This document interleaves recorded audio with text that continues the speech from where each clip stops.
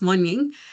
So the paper that I'm presenting on is titled Positionality and Reflecting on Reflexivity, Moving from Performance to Practice. And this was inspired by, recently I had to write a positionality statement, and I was looking at articles where they have a positionality statement. And I remember reading the 2 to 4 lines and, wondering if, oh, is this it?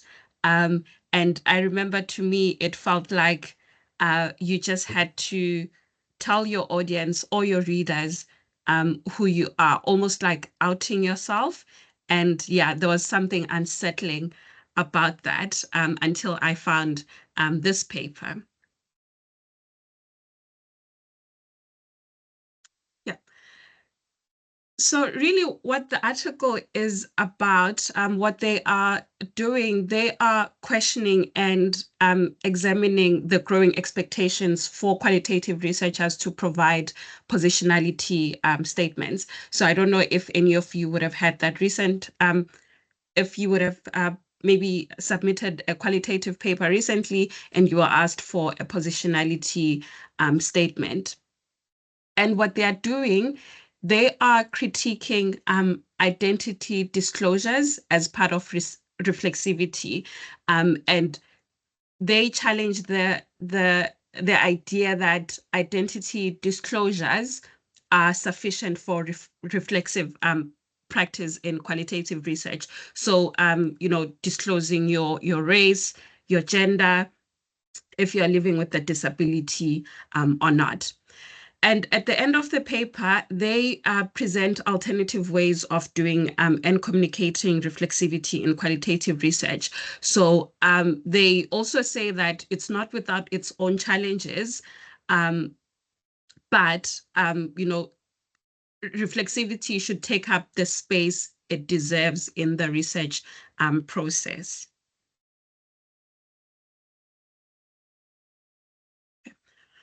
So yeah, I think these are the two important terms in the article.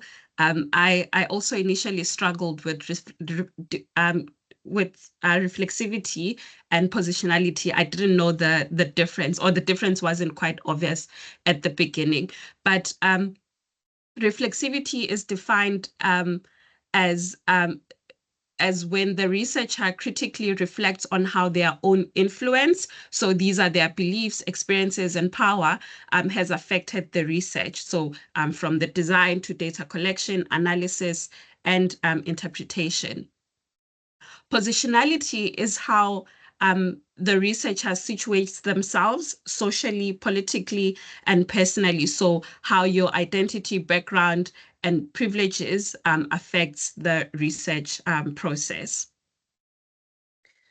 Yeah, Sonto, this was very interesting, this distinction between the two, the reflexivity and how it feeds into positionality.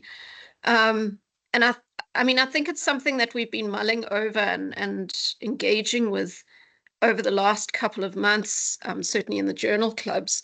But it was really nice to see how they kind of set out the differences here. I also liked how they talked about reflexivity as being active and ongoing. So it was very challenging because, these positionality statements are tricky to write, to know what to think about, what do they actually want. So nice to have that distinction between the two. Yeah, and everybody, please feel free to chip in, put your hand up, contribute to the discussion, even if you're online. And not only that, but just you as a researcher, what are you comfortable with, disclosing, and what are you not comfortable with disclosing? But it's like it's what reviewers insist on, and it's sort of like taken as good reflexivity if you tell your audience who you are, and identify yourselves and all the with your background and stuff. Yeah, it was quite interesting to see the examples they gave in the paper around how authors have been pushed to disclose, and the issues around anonymity and stigma. I was very interested in the discussion around, for example, authors writing about a queer topic and then reviewers demanding to know exactly who on the team identifies as queer and kind of overstepping that boundary of anonymity. So how much is enough? What kind of information is sufficient or relevant to give? And I guess it comes back to what we've been talking about, the insider-outsider perspective. Yes. I've read this paper before. I did mine. Yes, yes. Yeah. Because it really, it really does speak to that. Are you an insider, an outsider? Are you something in between? What aspects of your background or training or discipline-specific issues actually feed into this positionality or are relevant? Yeah. Sure. And yeah, also just thinking, I remember, when I was reading and thinking, does being an insider qualify you to speak on that certain topic? And also how, what I was thinking about is how, disclosing your identity and how I think it would be an unintended consequence where the focus is now on your identity, or they're judging, what you presented based on your identity. Oh, it's a woman, so it makes sense why they would think that way. I think later in the article, they do mention stereotypes, where now the focus will be on the stereotypes and not on your scholarship and the knowledge that you're adding to whatever field that you are in.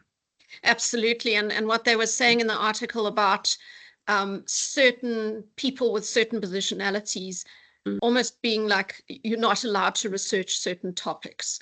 So they cited the example of research with Native American communities. And then, like, if you're a white male, you shouldn't be going in and doing research in those communities. That's kind of seen as taboo or etc. So tricky to kind of figure out. Yeah, and I guess how does a positionality then put you in a position as a researcher in terms of how your audience views the research that you're presenting? And that I don't think has ever really been considered or thought about. That's certainly not something that I've really interrogated. And when you think about it, if you see who the authors are and where they come from, you do have an idea of their positionality. And I think it does create a bias in how you read the article. Yeah, absolutely. Yeah. Jenny, I'm just thinking about the paper that you published recently with the American Journal of is it Audiology?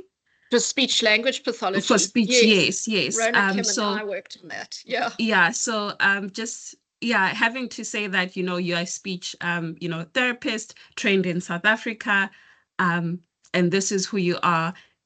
And then wondering if then, that changes how the reviewers, take on your work, looking at how most of the time, I guess like America with their superiority complex and thinking how they are, their way of doing things is the correct way. And, if you are in Africa, then, I guess your training wasn't sufficient enough, so you can't speak on this, or, so having the reviewer know that beforehand, I think it also influences how they review your paper.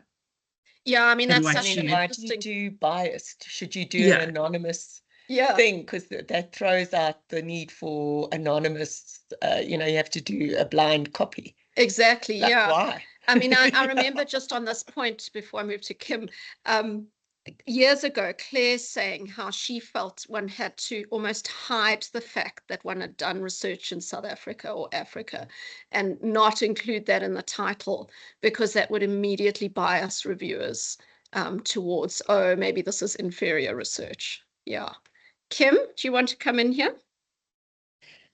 So just on that, I want to flip it as well, because even as much as it's us as authors, I do think, the reviewers, to a degree, their positionality absolutely affects then how they review articles as well. So our article, for one that we're talking about now, that one that came from the American Journal, they seemed to harp on about this particular article and really referenced it a lot and wanted us to bring it forward. And I said to Jenny, like, is there some kind of affiliation to this paper? Like, this person seems to be a bit biased in what they're wanting to do.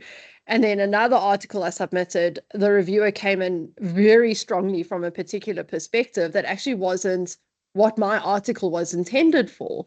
So they, their review came across as incredibly biased. And I've had to be like, okay, thank you, but you kind of have missed the point of my article. Now I'm sitting with this review of how do you address this? So positionality, I feel like, goes both ways in a little bit. So you as the author have to sort of protect what your work is and what your point of view is.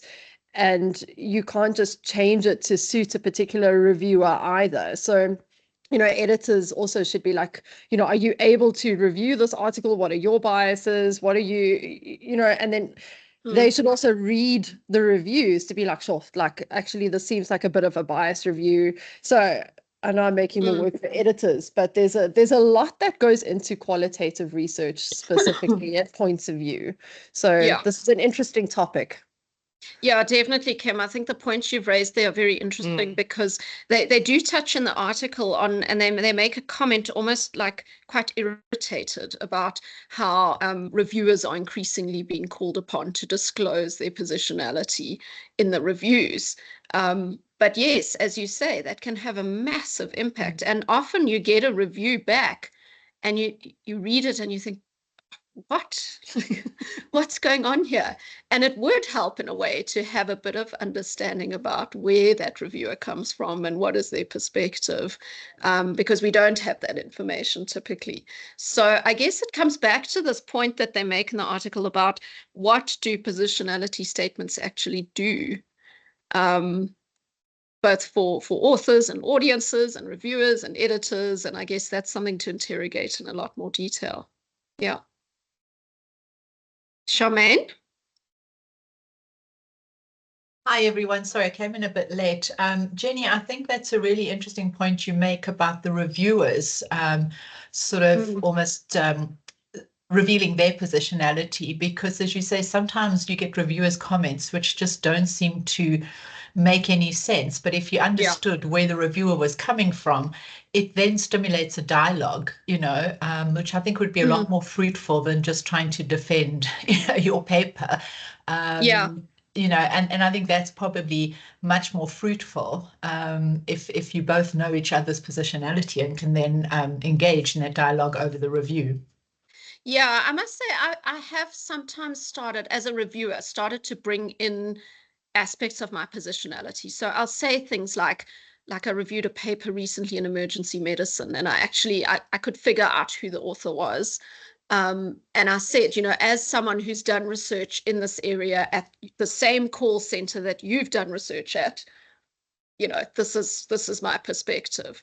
I mean, that was quite an extreme disclosure of positionality. But in other instances, I've said things like, as a South African researcher, this is my perspective, or I'm not a US reviewer, so you need to give more information. I don't understand what you're saying. You've written this just for a particular audience. So, I mean, I think that's helpful maybe to flag where it's relevant. And that, I think, is the key, is to think about what's relevant. Yeah. Thank you.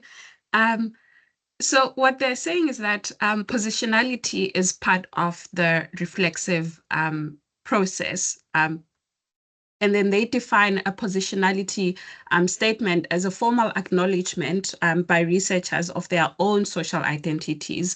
So the race, gender, class, sexuality, or any lived experiences that may have shaped their perspective on whatever research topic that they are presenting on. I'm going to say, though, that is hard to figure out what is relevant. Again, it's because, for a particular project, maybe my race has something to offer or is of relevance.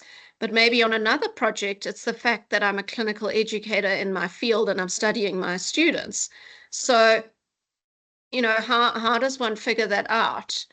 And I guess it's only through these kind of reflexive discussions with other researchers in a team that one can get to that point of figuring out what is relevant. I mean, certainly the reflexive paper that Rona and I worked on, it was only down the line that we started to think, well, actually what we're talking about in that paper, that inside outside, is disciplinary perspectives. It wasn't anything to do with... And priorities. And priorities, yes. It wasn't about our race or our sexuality. That had absolutely nothing to do with it here. It was really about disciplinary perspectives.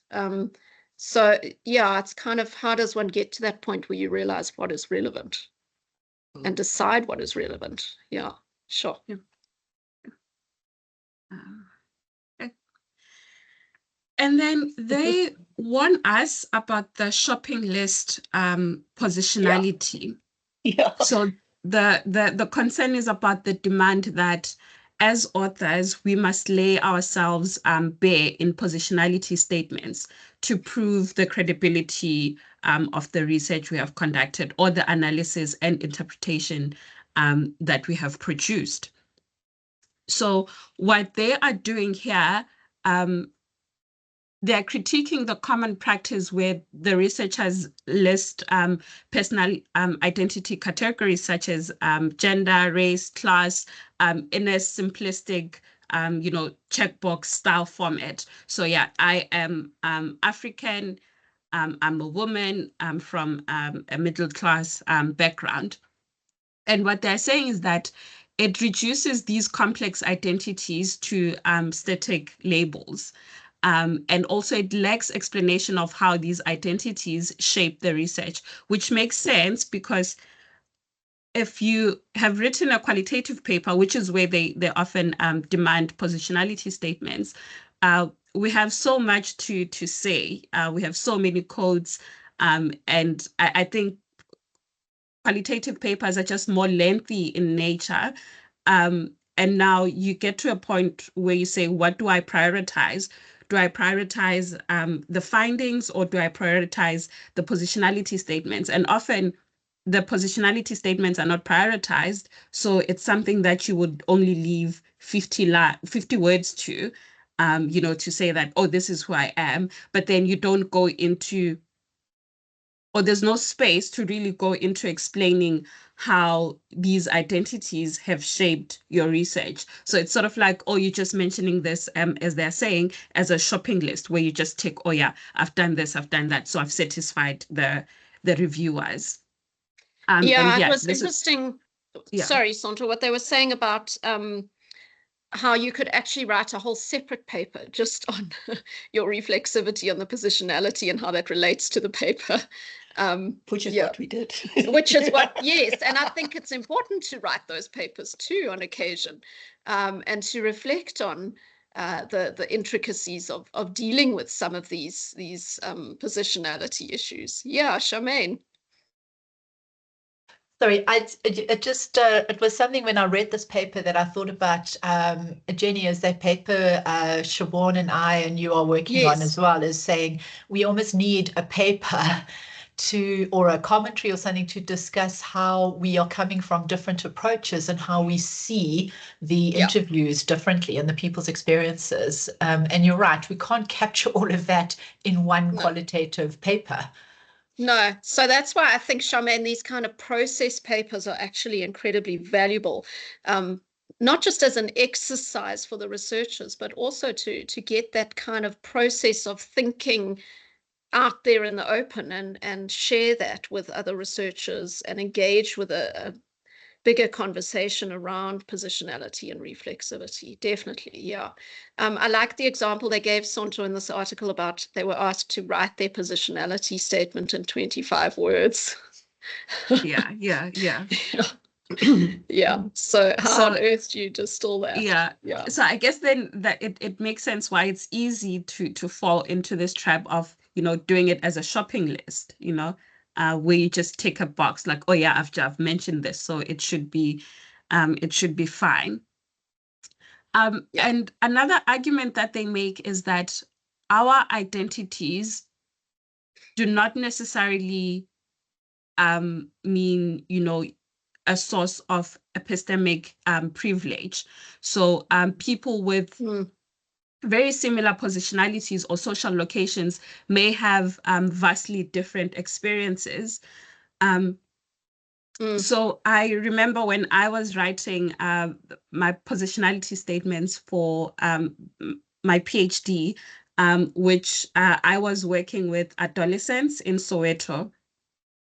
So those would be ages 13 to 18. I was working with adolescents in Soweto, and I was reflecting on how my background is similar to their background. So Soweto is a township. I grew up in a township, with very similar socioeconomic status, surrounded by violence, unemployment, and the schools that we went to, similar schools.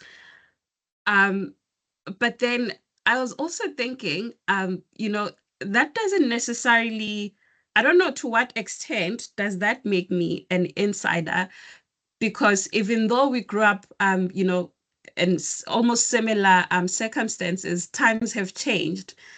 During my time when I was their age, there were no smartphones. I didn't even know what Wi-Fi was. And these are now adolescents growing up, during the smartphone age. And yeah, I was just going back and forth with that, trying to figure out, are we really the same? Because even though, Soweto is a township, I grew up in Katlehong, which is also a township. I think they're not exactly the same. There are differences, So what they warn us about is that, even though we may share identities, but we're not having similar experiences. Yeah, absolutely. We're not like one homogeneous group. We may come from the same background, but how we're experiencing that background, differs. Exactly. Yeah, Megan? Yeah. I have one. So I completely agree with that, because I think in some senses it can be a strength, but in other senses as well, it can create complexities as well. And I'm thinking of from an ethical point of view as well, for example, with my research, kind of having looked at colleagues, again, from a positionality point of view, you'd think that being a genetic counselor, looking at other genetic counselors' practice is, again, sort of that insider benefit and strength, but it also actually creates complexity. And, where there are these assumptions that these are sort of good positions, they aren't always necessarily. And I suppose that's where reflexive practice comes in. Yeah, absolutely. Yeah. Yes. And I totally agree. Just going back to my point, reflecting on, working with adolescents, I was in a fortunate position because it's for a PhD thesis. So I had a lot of space to really go into, explaining my positionality and how I might be an insider or I might be an outsider, or, what makes me an insider and also what makes me an outsider. But I guess when you are publishing, trying to publish a paper with only 5,000 words, you're limited in terms of how far you can go with your positionality statement. Yeah, I mean, just coming back to that point about not having the same experiences, even if you share the positionality. I mean, I think that was really what came through in that project. So we were working on telepractice videos from speech therapy students, and Rona and I think particularly had to grapple with the positionality. So we both have experience of clinical education. We're both speech therapists. We were both students once. But Rona writes very beautifully in that paper, which we hope will be published soon, around how your experience of being a student is very different to the experience of being a student now. Yeah.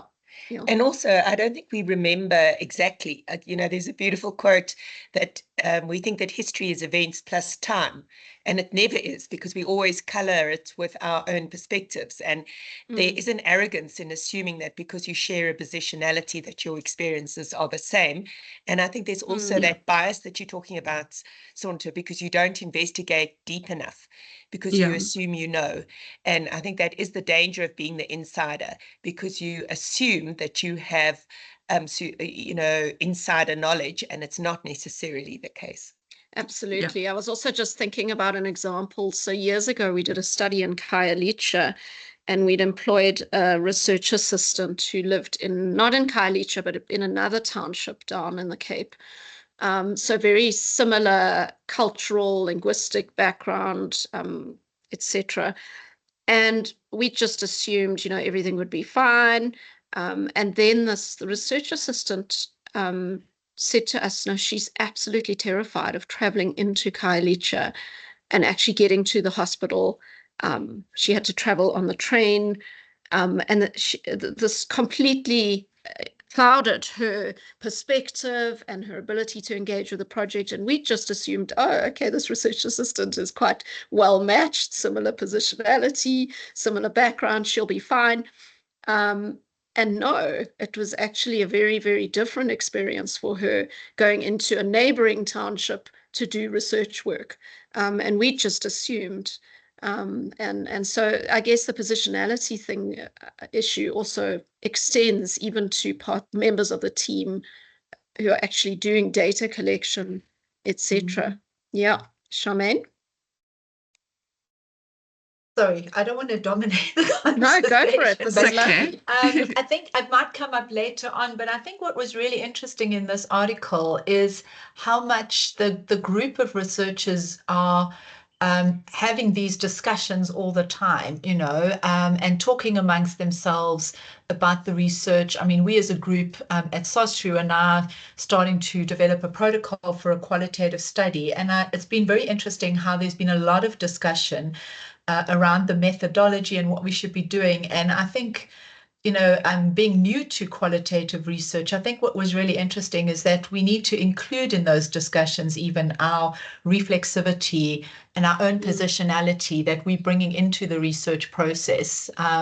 So I don't know, it might still be coming up, but when you're mentioning the group sitting together, I just thought that is a very useful recommendation, which I hadn't thought about.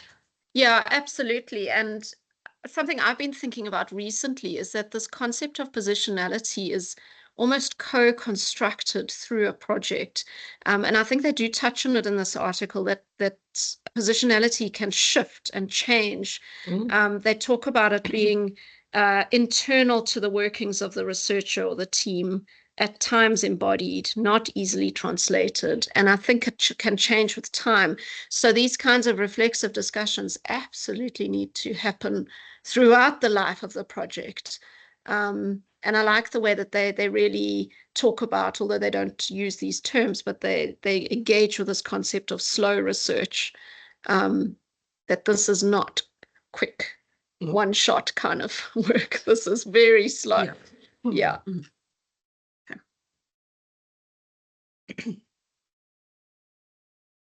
And then they go on to explain what these shopping list type of positionality statements do.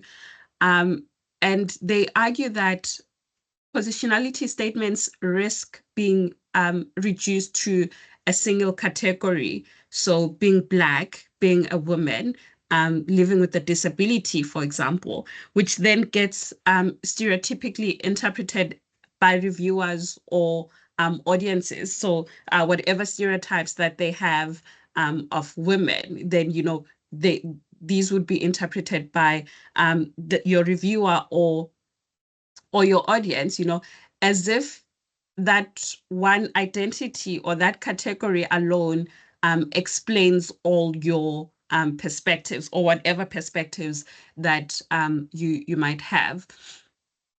So these shopping list type of positionality statements, they argue that they can unintentionally reinforce stereotypes, And also they make assumption that membership into a particular category or group equals personal authority over a claim. So just because you're a woman, then it means you have authority of writing maybe about menstruation, and as maybe a medical doctor, trained as a gynecologist, you do not have an authority over that claim. And also what they're saying is that the burden of these positionality statements is uneven.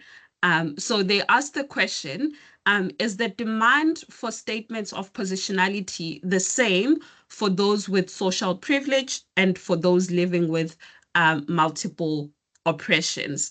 So does it do the same if you are a white, maybe middle-aged man?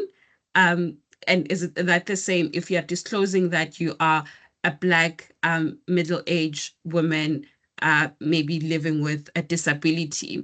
So they're saying that, the burden of disclosing is uneven, where one risks being stereotyped and then the other one, because of their social privilege, and then it doesn't affect them in any way. I don't know if that makes sense. Yeah, I think it's again, it comes back to relevance, but again, also that concept of the anonymity, the stigma, and what is it? Does it actually put you in a more vulnerable position potentially as a researcher or as an author? To disclose some of these things. I was also interested by the position statement examples that they gave for research teams, where often it was like a very long list of identities and issues of relevance. I'm still thinking in my own mind about this whole relevance concept and how much to put in and how do you know what's relevant? But I think it is very interesting, this whole reinforcing of stereotypes and the unevenness of what people are expected to disclose, and what I guess it's also, what are you comfortable to disclose? And again, what puts you in a position where perhaps you are more vulnerable or stigmatized, or your research may be less favorably received by the knowledge community. Yeah. Tricky. Yeah, very. So yeah, they're saying that, this is what these positionality statements do. And then they suggest alternative ways of doing reflexivity. So they say that the reflexive practice should be a continuous integrated process throughout the entire research project. And Jenny, it goes back to what you were saying about how, qualitative research is a slow process, but then they have like an entire section, but I didn't want to go into that because it was just going to make this presentation long, about how we should challenge,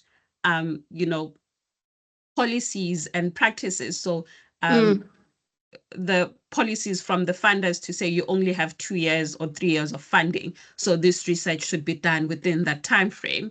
The practices of the journals to say that you only have up to 6,000 or 7,000 words to write your paper, and obviously the positionality statements will take a backseat in that instance. So yeah, they have like an entire section, saying that, we should be challenging the policies and the practices just around research, which I think is a big task.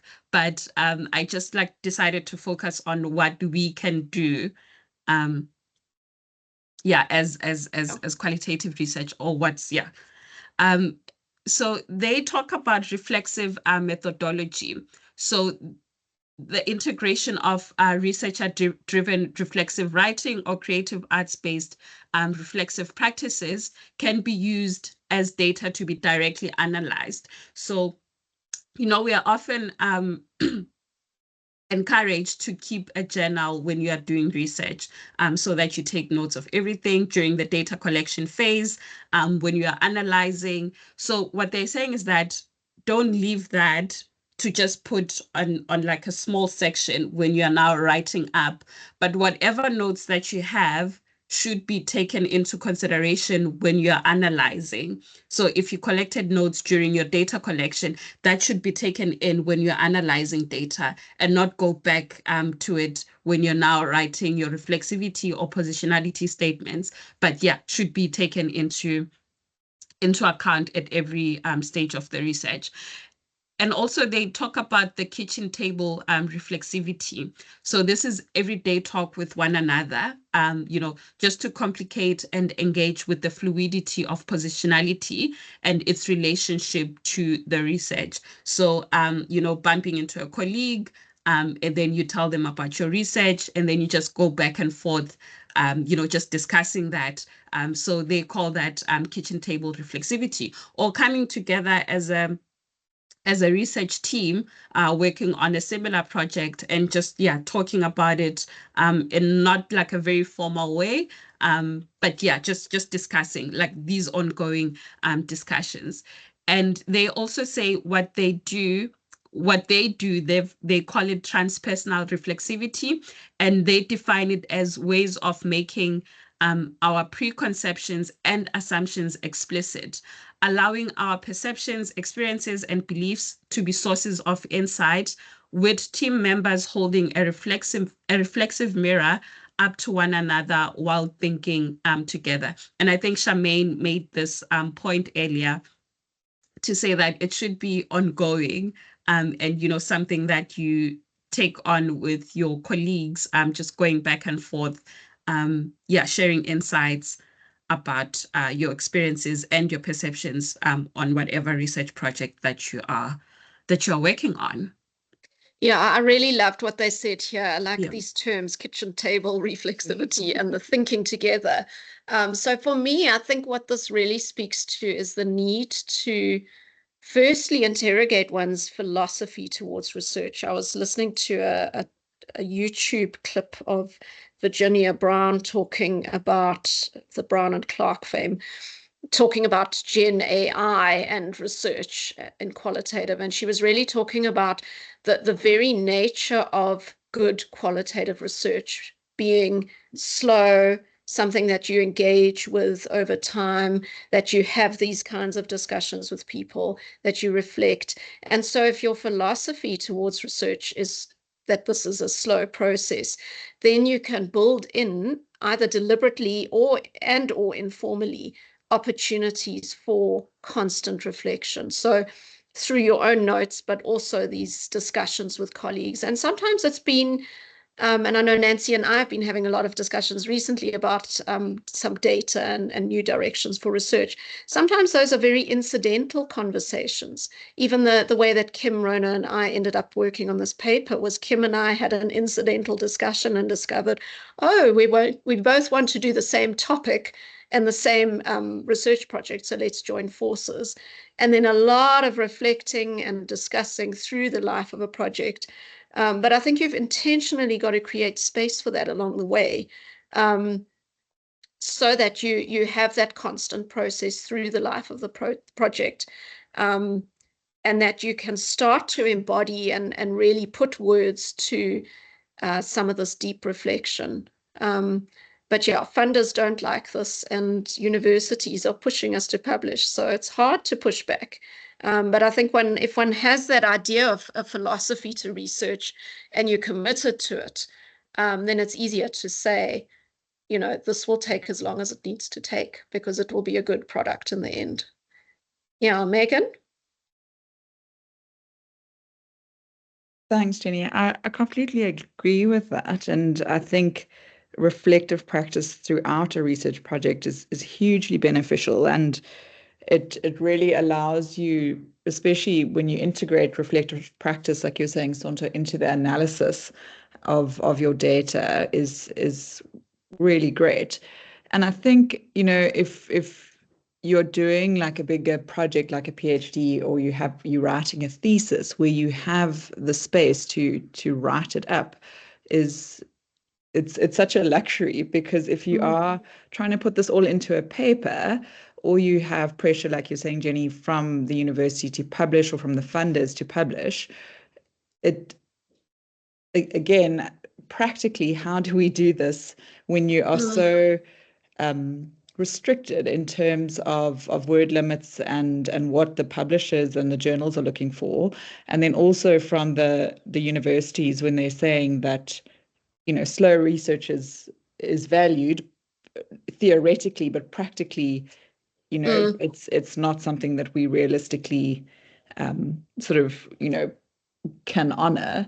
And I suppose the practicalities of all of this remains such a challenge.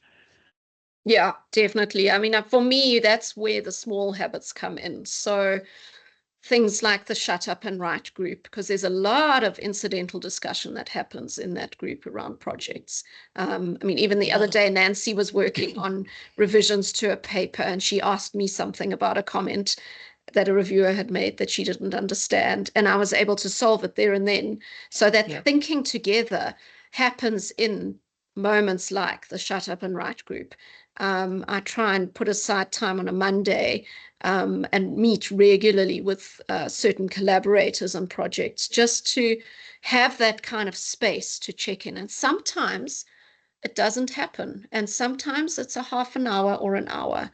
But amazingly, certainly the discussions I've had with Amisha, for example, you can achieve a lot in an hour. So even if you've got a short chunk of time, if you're both on the same page and you're saying, you know, let's get together, let's talk about this particular project. I'm struggling with this angle.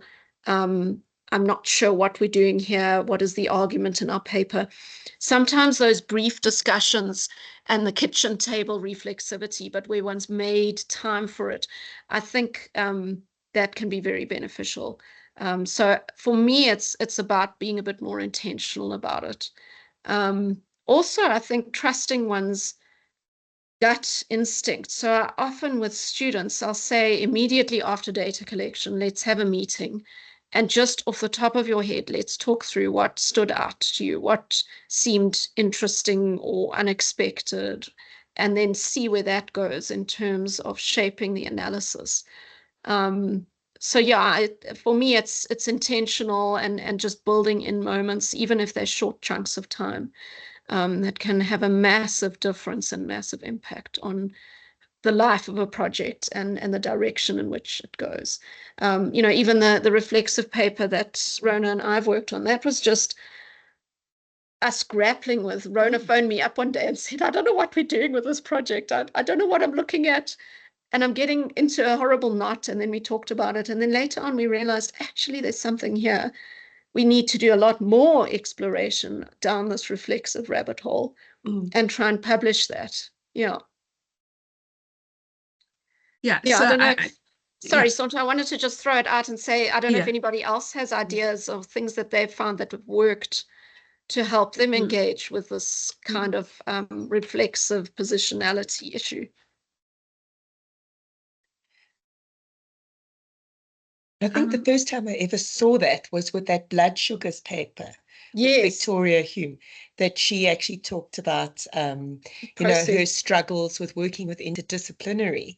And I thought that was so interesting, you know, that process was, you know, the paper was published because people were interested in how she negotiated that interdisciplinary stuff as well. And absolutely, Rona, that was the first time I think we'd ever engaged with process in such a detailed way. And that was because the funders actually required it. So the Wellcome Trust wanted a whole report on almost the behind the scenes of the project, rather than so the funders were focused on process and not outcomes. So the conditions of that grant were that they weren't interested in us actually publishing articles. It was about community engagement and engagement with research process. So that's a lovely example, sort of, where funders sometimes do take a different angle and allow you that space to engage with process.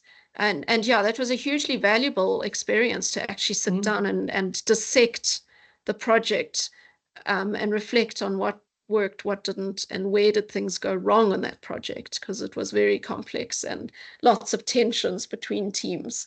Yeah. Nancy? Sorry, so just one way, when you were talking about, like, how do you make reflexivity like practical and everydays as well? One thing that I found that has worked really well for me is, like, it has been these incidental, like, chats in the corridor, but also, like, I felt like sometimes I have to make my reflexivity a little bit more purposeful. And I've often just done like voice notes. Voice notes to myself, voice notes to other people, voice notes to just help me talk out loud. And then sometimes, like, I've actually just transcribed them and used information from those voice notes to help me structure an analysis or a discussion or my thoughts on data. And so I found, and whether it's like with other people, that's also really helpful, because then they shape that also help to shape your ideas. And especially when we're all busy and not all together at the same time. But it's also been helpful just talking things through, and just even doing it to myself on my voice notes has been such a great way to help me be more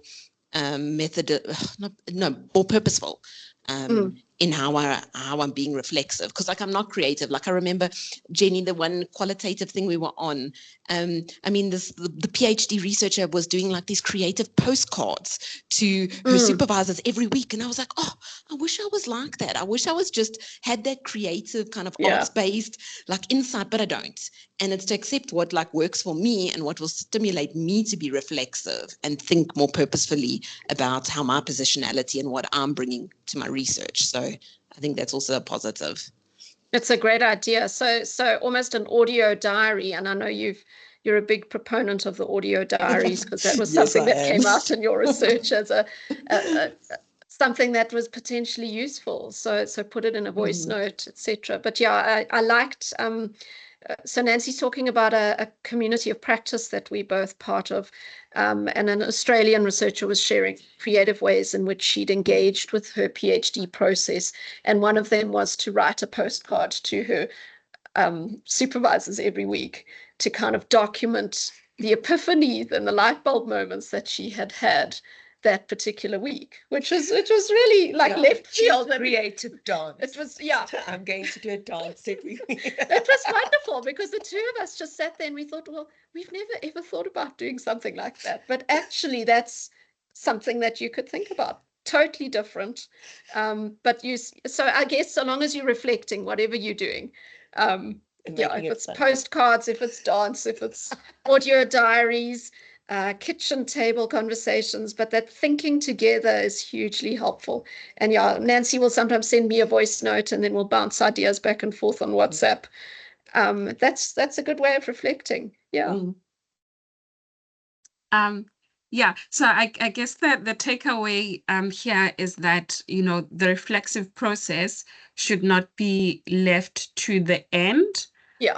But it is continuous, it is ongoing, and, it should be integrated into every part of your research process. So when you are analyzing like data collection, when you're analyzing, when you're writing up, it's something that should be ongoing. And I think it would just make your research richer if you engage with reflexivity, or if we see reflexivity that way, instead of it being something that you leave for the end when it's being asked of you to provide it, and then you just like, oh yeah, this is what happened.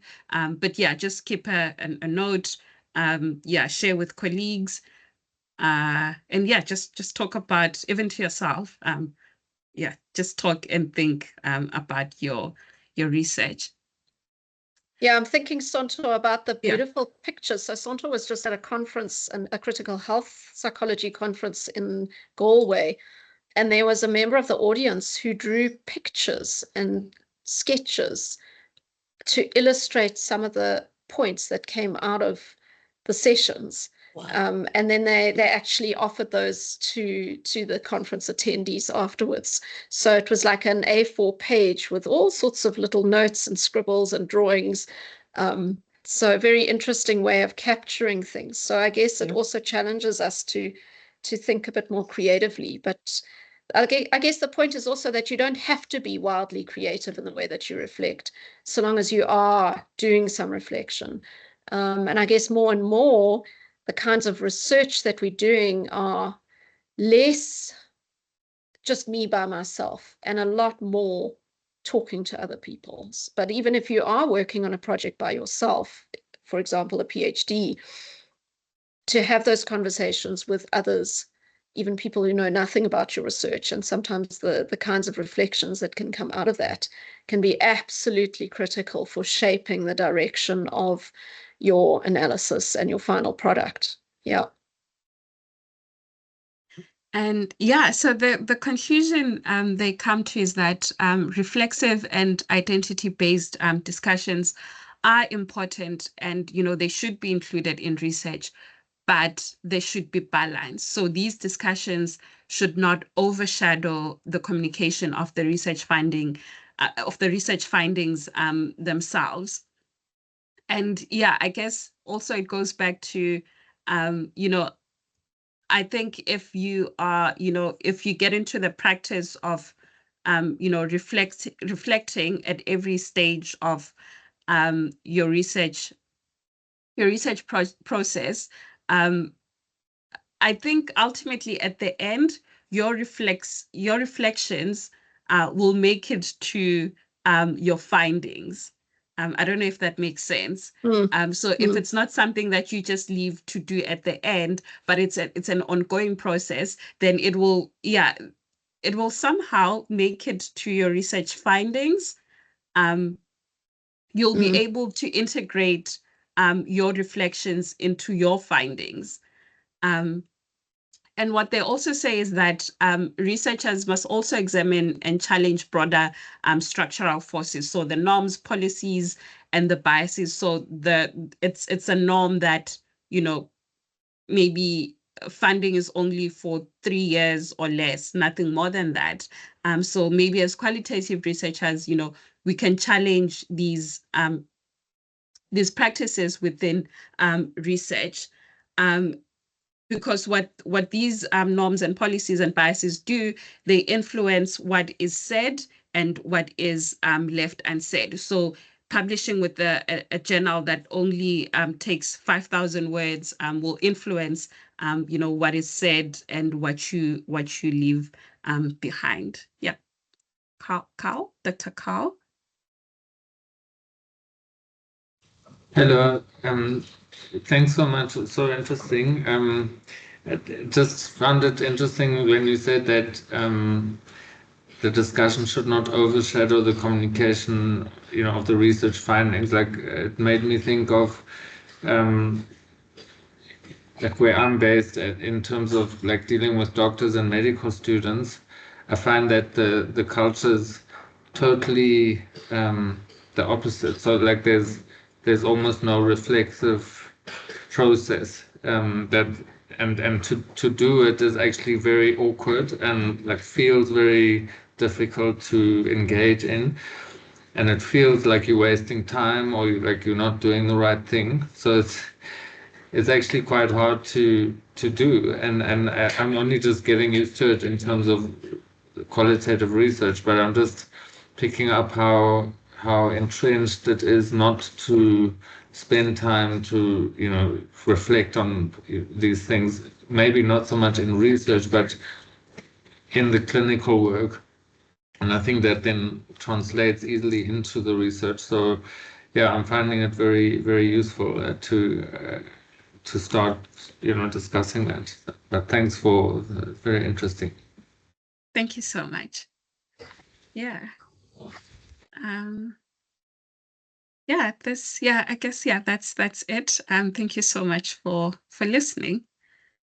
And yeah, I guess the take home is reflexivity is an ongoing and continuous process.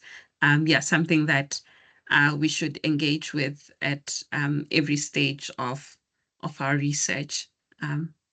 Thank you.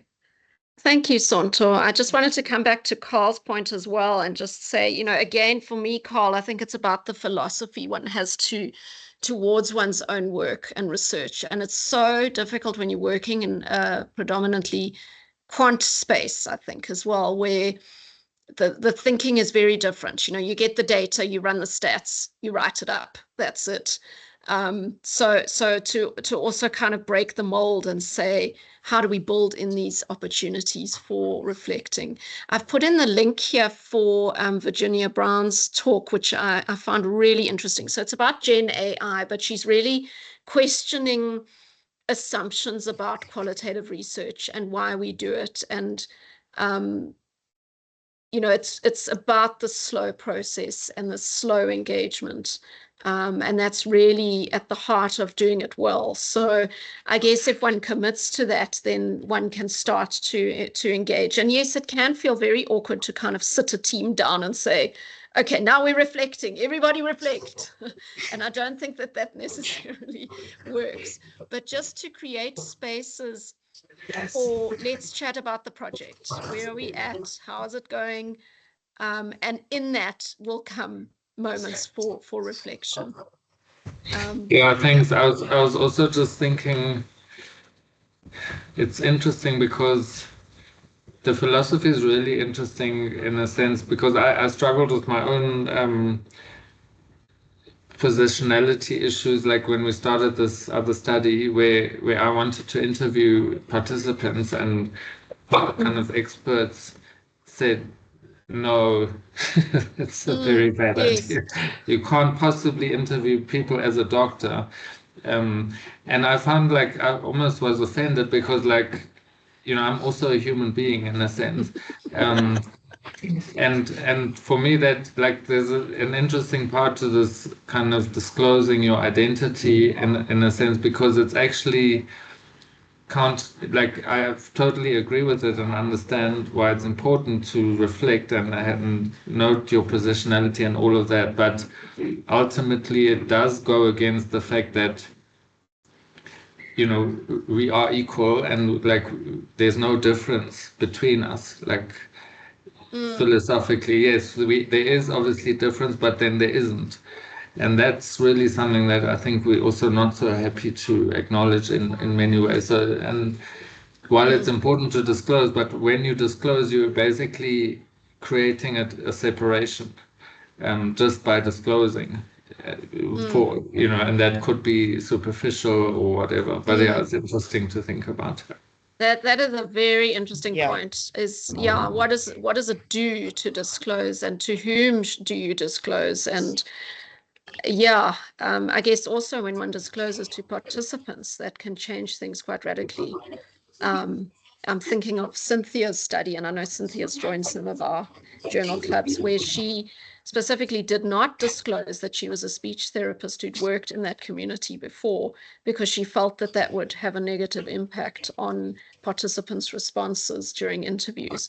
But then, what is helpful, what is not, how does it shift things? So there's always a power difference and this unevenness that Sonto was talking about in terms of one's positionality. So sure, as usual, I think we're left with far more questions than answers after these journal clubs, but a lot to mull over and think about.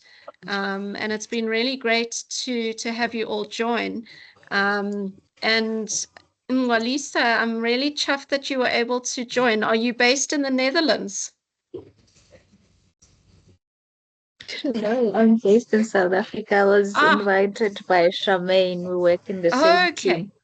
Okay, sorry, yes, there's someone else with a very similar name who's been wanting to join, and she's based in the Netherlands, so getting a bit confused. But great to have you with us. Yeah, and lovely to have everybody join today. So we'll do another session next month, and Nancy's going to present. So we'll let you know about the topic. So thanks everyone, and have a good rest of the day. Thank you. Bye-bye. You too. Thanks. Bye. Thanks everyone. Thanks a lot. Bye everyone. Bye.